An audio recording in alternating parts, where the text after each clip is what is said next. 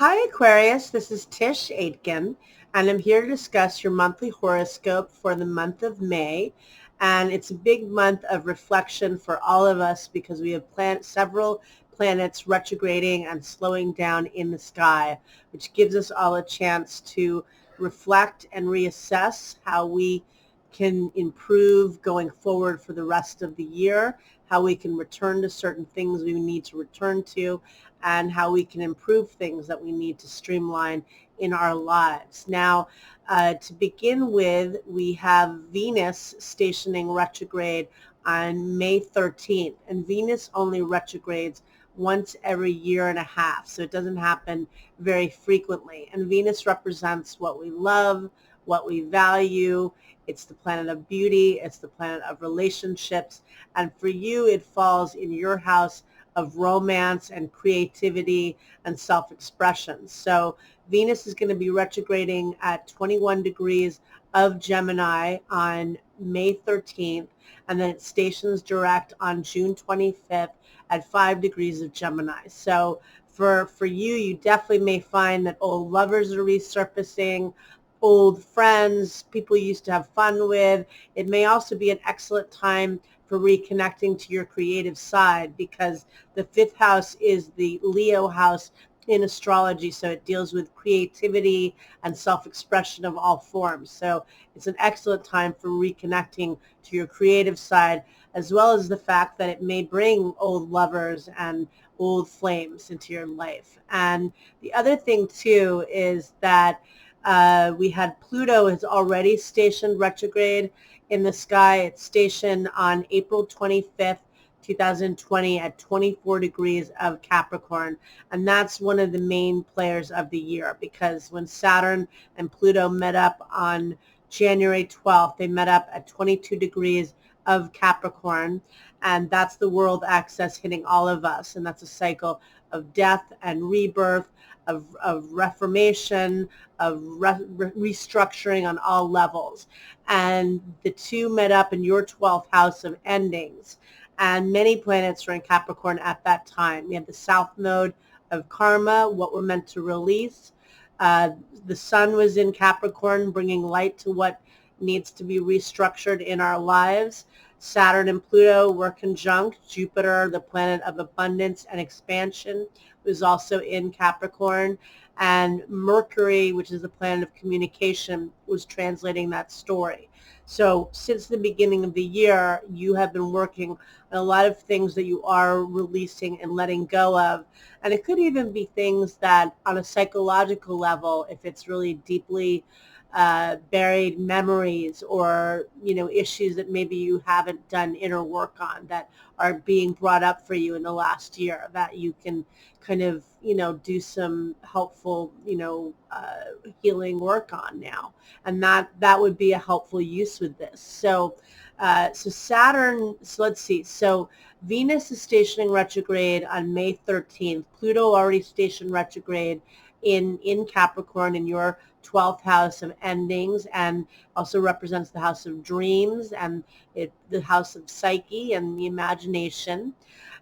We've got Saturn stationing retrograde in your sign. That's the thing, is that Saturn, it's mostly a Capricorn year because we're never going to see this much Capricorn in the sky again in our lifetime. But it briefly entered your sign on March 21st. And so it's been in your first house of self and new beginnings since the 21st of March. It's going to exit your sign on July 2nd. And then it's going to re-enter on December 17th, and it'll be there for the next couple of years. So this is giving you a chance to figure out what you need to restructure. The last time Saturn was in your sign was February of 1991 through February of 1994. So it doesn't happen very frequently. And Aquarius is a sign of friendships and groups, and it represents humanitarianism, and it represents community. And it definitely represents technology. And I think in many levels, for all of us, we're going to be transitioning and segueing to a much more of an Aquarian era in terms of the emphasis of community in a much more meaningful way, but also a huge surge in progress and technology and businesses segueing to a much more virtual model. We're going to have to connect in real ways in a much more meaningful manner, and I think that's going to be addressed with Saturn transiting in Aquarius, but we're also going to be able to empower ourselves in a new world, which, inevitably has happened with all of this Capricorn energy, death and rebirth at the mass level. It will never be the same. It's a new reality, and we're all morphing together to create this. And Saturn in Aquarius is kind of like the brilliant scientist that enables us to have the foresight and the vision to move ahead and have the genius to give us ideas to create this, to help us to create and recreate a new reality and reinvent a new reality. So Saturn stationing retrograde in your sign on May 11th. We have Venus stationing retrograde on May 13th in your house of romance and creativity and fun. Let's see here. We've got Jupiter, which is the other benefic of the zodiac, is also in Capricorn, retrograding in your 12th house of endings and the house of imagination. So again, you might be having a lot of dreams this month, or a lot from your past resurfacing. And we have a super moon in, in Scorpio that occurs in your, let's see here. Okay, let's see here. The full moon in Scorpio is in your house of career, and that can bring culmination to things you've been working on. It can bring a manifestation and fruition to what you've been trying to build.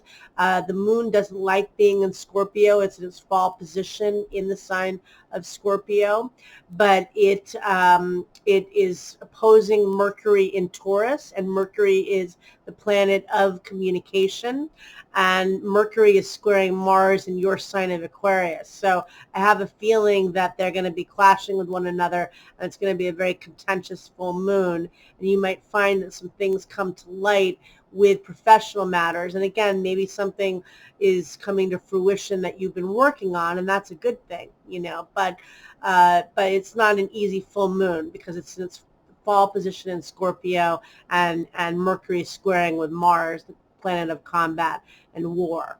And the other thing, later in the month, we're going to have a new moon in Gemini, and that takes place on May 22nd, and that's going to be at 2 degrees of Gemini, and that falls in your 5th house of creativity and love affairs and romance. So again, a lot of emphasis around romance for you right now. So could be old romance resurfacing, could be new people coming into your life that have kind of a very karmic energy to them. So I wish you a lot of luck, and thank you very much.